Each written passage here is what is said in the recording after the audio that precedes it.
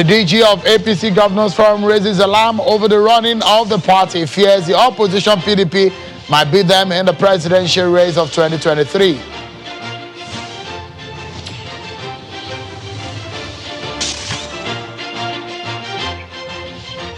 And Senator Olujimi is asking former Governor Ayodele Fayose to close ranks with other leaders in the party in Ekiti State, as she laments that the party has no presence in the state at the moment.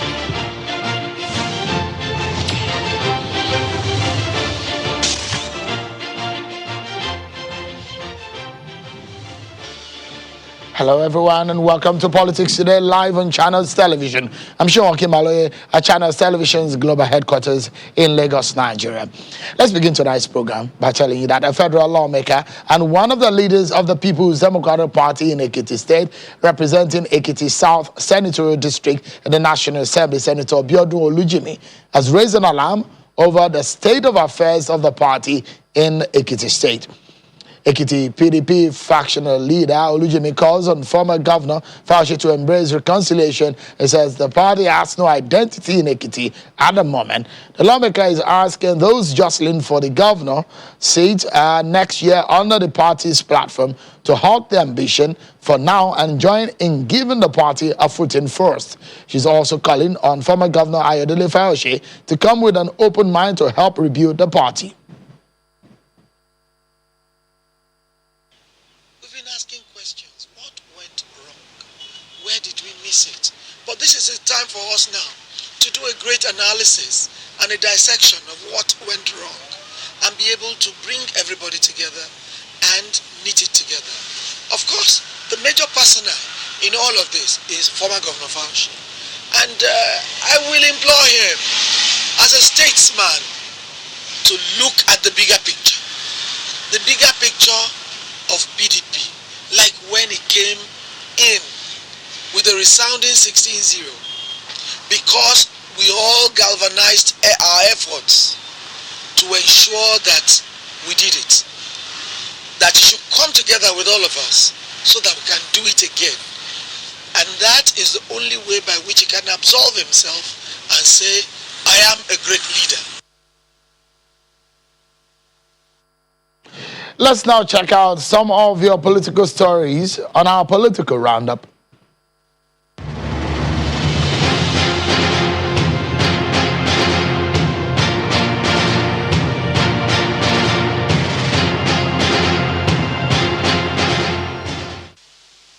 The Speaker of the House of Representatives, Honorable Femi Gbajabiamila, has intervened in the government and doctors' negotiations. The Speaker visited the headquarters of the resident doctors in Abuja and, after listening to their demands, promised that the government is doing all within its powers to ensure that the doctors do not down their tools. I think we made some progress. We made some headway. We've been talking. This is not a first. We've been talking. The chairman is here of the health committee, and he's been briefing us, and that is what has led us to today, to the suspension of the strike for 4 weeks. The president of the Resident Doctors Association, however, told the speaker that he's confident that their demands will be met within the 4-week grace period given before they embark on another strike. And aides of the lawmakers at the National Assembly have staged a protest to demand payment of their unpaid salaries and arrears as far back as 2019. The protest was carried out inside the lobby of the National Assembly just before the commencement of the plenary session. They are also asking for the implementation of convents payment system, minimum wage, payment of duty toll allowance, trainings and improvement of their conditions of service. In his response, the Speaker of the House of Representatives promised that the matter would be quickly looked into. Wages owed since 2019 is not excusable, so we will look into it. Kaduna State Governor Nasser El-Rufai has been explaining the reason why his administration is sacking public servants in the state. It says it is due to the dwindling financial resources and higher wage bills which the government cannot sustain. The Kaduna State government had on April the 6th disengaged 4,000 local government workers. However, the state chapter of the Nigerian Labour Congress NLC kicked against the decision, but the government insists that the government was not elected to just pay salaries of public servants alone, but also to develop the state by building schools, hospitals, upgrading infrastructure, and to make the state more secure and attractive to the private sector for jobs and investments.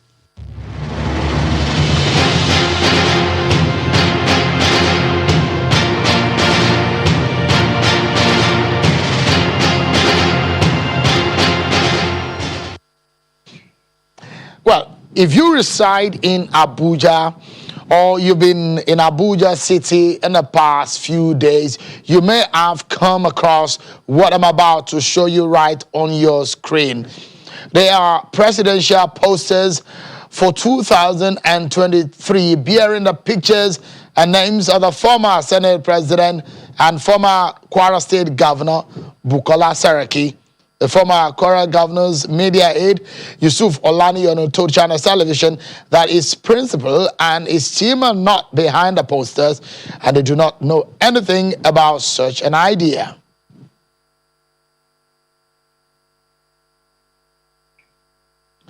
Well, tonight, we're looking at some of the internal affairs of the APC, the ruling party. The Director General of the Progressive Governors Forum, that is a forum of the APC governors, is warning the party that it might be beaten in the 2023 presidential election by the PDP if care is not taken. Mr. Salihu Lukman believes the APC is its own biggest opposition. Mr. Lukman said in a quote, "The truth is other parties, especially the PDP, are shadow opposition whose electoral prospects are largely dependent on the outcome of internal contests in the APC, mainly because of the reckless and undisciplined conduct of some APC leaders." He went further to say that how the party is able to manage the process of the internal contest is now the challenge. And we reported to you yesterday that the former president, Goodluck Jonathan, said the ballot and not the courts should be allowed to determine winners of our elections. So tonight we'll be looking at the electoral law and the amendment process. The Senate had given the assurance that 2010 Electoral Act Amendment Bill before it would be passed before the end of 2020. Well, tonight we'll take a look at some of these issues and in the front burner in the Nigeria's politics. But for a moment, yesterday we showed you a portion of the interview with the chief whip of the Senate, Senator Orji Uzor Kalu. There is another part to it that we need to show you is about 2023 presidency and some of his thoughts, and we get our guest talking afterwards. Take a listen to Senator Orji Uzor Kalu about 2023 and the presidential race. If we are very, very open to what we say, the next president should be coming from the southeast. If we want to mean business and say, well, every other person since after the Civil War have taken shots on these things. I'm not saying it's Igbo president. I'm just saying elect a president of that region, a Nigerian president that will come from that region, so that it could look like if things are equilibrium. You know, when things are equilibrium, it sounds natural and better. So for me, I think really that the presidency of Igbo extraction, Nigerian president of Igbo extraction, should be consigned to all Nigerians, not just to Igbos. If we said we have left the Civil War, the war has ended. If we said we love ourselves, we love Nigeria, I don't see reason why people cannot concede.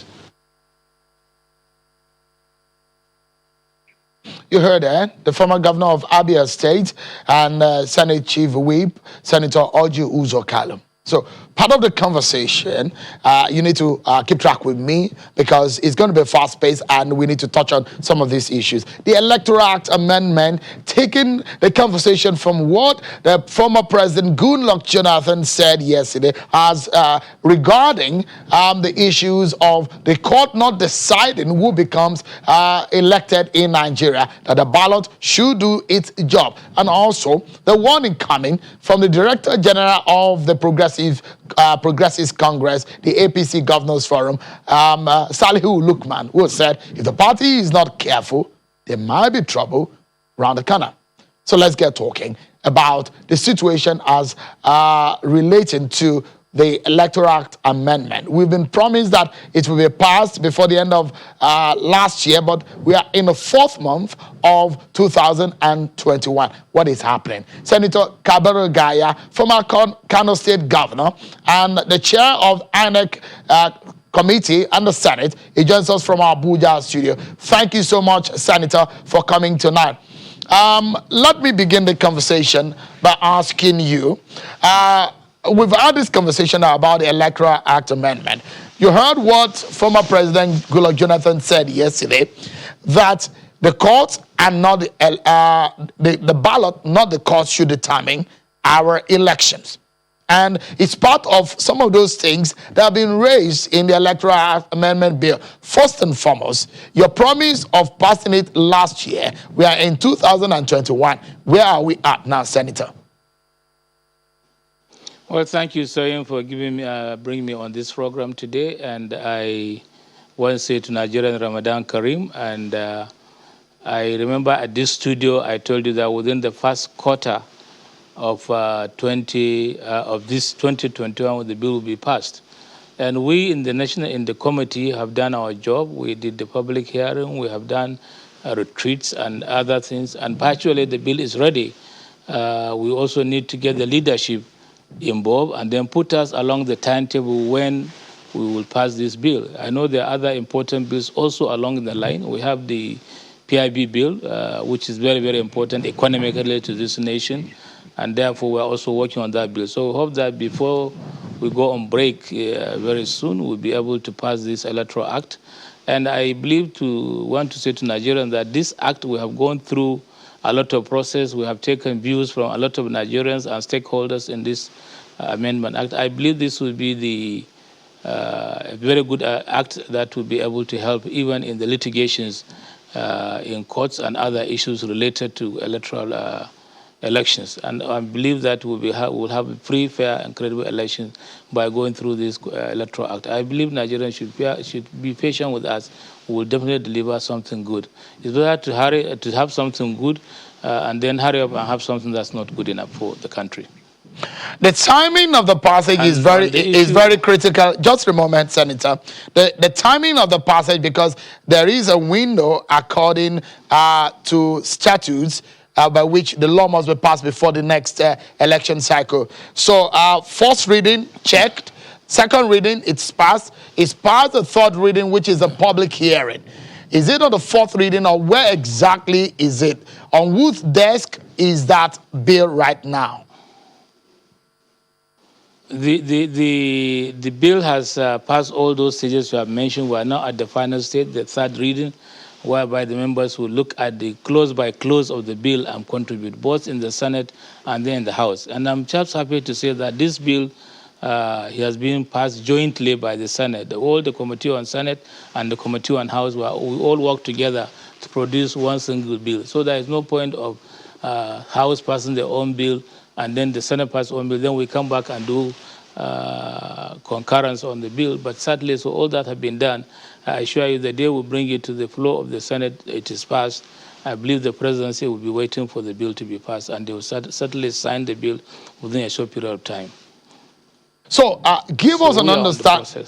Okay, so the first timeline you gave us, end of last year, that one is gone. First quarter is gone. We are entering into the second quarter. So give us a timeline. When next should we, hopefully this time around, it will happen. When next should we be expecting? I'll assure you within this quarter, because we have other process in the Senate. It's not only the Electoral Act bill, and I'm not the one in control of making sure it is passed on social day. It is the leadership. And the leadership are also committed to getting this bill passed. So be rest assured that this thing within this second quarter, I assure you that it will be passed. And there is no fixing another date again, inshallah.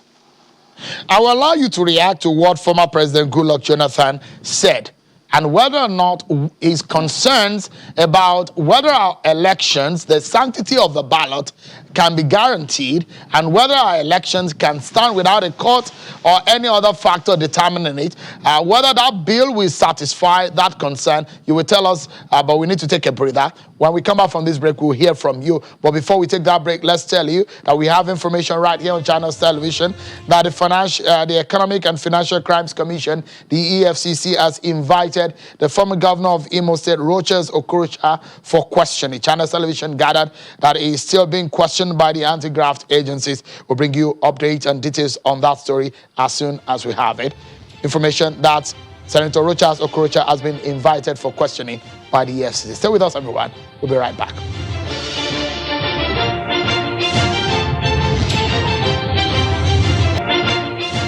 The sanctity of the ballot and the integrity of the election process gets us talking tonight. Senator Kabiru Gaya, Chairman Senate Committee on INEC, the man who is directly has the burden of fixing part of some of the flaws in our electoral laws, is the man who is talking to us right here on the program. And the concern of the former president, Goodluck Jonathan, is what we'll be asking him next. But before we get that, let's tell you about the story just coming in right here on China's television. Information coming that the Economic and Financial Crimes Commission, the EFCC, has invited the former governor of Imo State, Rochas Okorocha, for questioning. China's television gathered that he is still being questioned by the anti-graft agencies. News just coming in. Former governor of Imo State, Rochas Okorocha, has been invited for questioning. Details right here on China's television. Stay with us right here. Former governor of Kano State and Senate Committee Chair on INEC, Senator Kabiru Gaya, in our Abuja studio. Senator, is the concern of former President Goodluck Jonathan captured and sorted out in that amendment bill that you have worked upon? Well, first of all, I appreciate the contribution of President Jonathan. He's also a stakeholder, being a former president of this country. There is a need really to have real discipline and lack of corruption in the judiciary. You find that we have conflicting even judgments on some of the cases where one court says this, the other court says this, on the same appeal. So I believe that the judiciary still need to take stronger steps, fight the corruption within the system, and be able to stand effectively by the law and be able to assist how the election could be free and fair. Because in some cases we find that politicians just rush to the courts and do what they want to do, and they get what they want to get. And that really demoralizes most of political aspirants in politics, and that also did not give credibility to any election conducted. In some places, like I remember in the Bielsa election, the Supreme Court asked the INEC to confirm and then give the information and send back to them and decide who is the winner of that election. Because it's wrong for a candidate to go for an election, the party to go for an election without a candidate. I've seen some places where the party have not decided on a candidate, yet it goes into election and the party won the election, but up to date they are fighting on who is the candidate of that party. I think that is wrong. The electors must be given the right to choose who they believe they should choose. If they have a candidate and they have a candidate for that party, the election go on. But if there is no candidate or party, there is no basis for election to be conducted. Senator, I believe that if you don't do the election, yes. Yeah, you've raised a very valid point. Yes, I'm with you. But does the amendment bill that you worked upon, does it capture that? Because there are a lot of people who have advocated that all pre-election matters must be done and concluded before the election. Is the amendment bill, does it capture that also? Does it also capture what you just raised? It captured in that case that the party must have a candidate, and we even gave more room now. We put 180 days before election, which is about 6 months. The party should have a candidate before election. So if they have any cases relating to pre-election matters, this is the issue of candidate who win the primary, who did not win, all that can be resolved within 6 months. And we're saying that the law too also on deciding on pre-election matters is limited to 180 days. So what we're trying to do is that the party must have a candidate before going to election. And this will certainly help a lot greatly to the Nigerians who believe that not only choosing a party, but they also look for a credible candidate to elect. So I believe what we have there will be able to take care of the problems currently that we have. And I believe the essence of amending the Electoral Act is to get out of the problem that we went through within the last few elections. The experience we had, the good and the bad and system of the election that we went through, we are now looking to have a better election by God's grace. So, for someone I sincerely agree with the... So for someone like former President Jonathan, is concerned on what he said is going to be fixed. Is that the assurance you're giving us? Yeah, we're trying to fix that correctly, and I believe, even though Nigerians have one way or out of getting out of some turbulences, but I believe that that concern of Mr. President has been taken care in the bill, and as soon as it's passed, it will take effect when the president signs the bill. So I believe it's another factor we really have to look into. The cost should not be deciding for who is the candidate. Otherwise, a lot of Nigerians will save their money and just register their name in a political party, and when the election is over, they go to court and suddenly become the candidates or the elected person for that political party. That is really too bad, and that will not bring sanity into the elections. Because another area now is how the sanctity of the ballot, in the sense that punishment of those who rig election. In Justice Lemu's report, is being captured, and in some other reports that there should be an Electoral Offences Commission. Does your recommendation or the amendment in that bill, does it provide for such a thing too? Yeah, first of all, let me tell you that Nigerians, or we in the committee of the INEC, we are now bringing up an act, Electoral Offences Commission, whereby that could be dealing with all the offences conducted during the election, where people will snatch ballot paper or beat people or force a candidate to force an electoral officer to declare a result, or even kill people at the venue of the elections and so on. So this Electoral Offences Commission is going to take this matter seriously, and we are passing that bill soon, because we have not done a public hearing, but I believe very soon we'll do the public hearing by end of this month, and then after that we'll submit the report to the Senate for passing. And this bill also, we're also doing jointly with the Committee on House of Rep. I really have to thank the chairman of the committee and all the members of electoral matters in the House of Rep for really working together with us to make sure that we achieve what we are supposed to achieve in getting a better, credible elections in this country. And unless you have people being punished for the job for the mistake they make, sadly people will not learn their lessons. And this is a way that offensive. And even when a party submits a name of a candidate that is not qualified, after disqualifying the candidate, then we also, when the law also takes effect on the party will be punished to pay almost 50 million naira, or the leadership be punished for that. And then the candidate that fails to submit a good report or a credible report of his CV, and that one will also be punished to pay about 5 million or 5 years or 3 years imprisonment. So I believe that these kind of measures we are taking, they are harsh, but at least they are the best way to be able to curtail this kind of event happening again. Yeah, I have two questions, yes, and we have just a minute and a half to go. Just in like 20 seconds, if you may.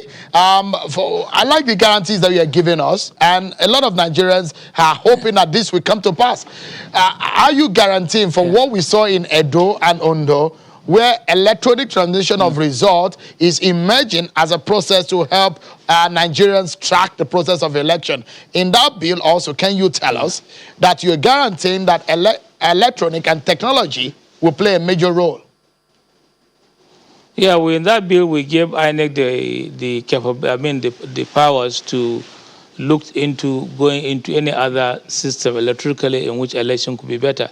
When INEC started the card reader, they didn't get our permission, but it was in the act that they said they can use any other means to enhance the election to make it more credible. And they brought a card reader. Initially, the card reader was not accepted by most of us, but at the end of the day, it became one of the savers for having credible election. So therefore, even this time in the Electoral Act, there's provision for the party, for the INEC, to be able to come out with any electoral process, whether electronic voting or otherwise, to assist the election. All right, our time is up, Senator. Money. Oh my God, yes. You said, oh my God. Our time is up. Faster, it runs so fast on the program. Because we discussed some of these issues that are topical and are very germane for Nigerians. But I will not allow you to go on until you tell us the fear of some members of your party that your party might lose the steam and lose out in the 23 presidential election because of the way and manner it's being run. In 20 seconds, do you have that fear too?